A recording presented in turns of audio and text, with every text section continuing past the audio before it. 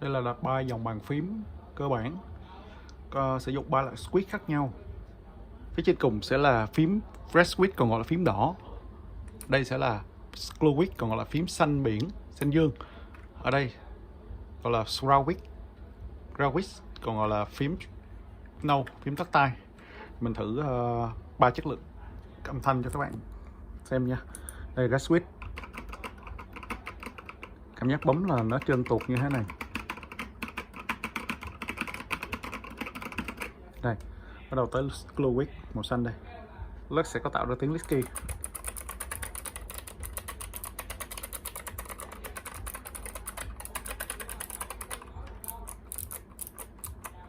Này, bắt đầu sẽ ground switch, phím nâu đây.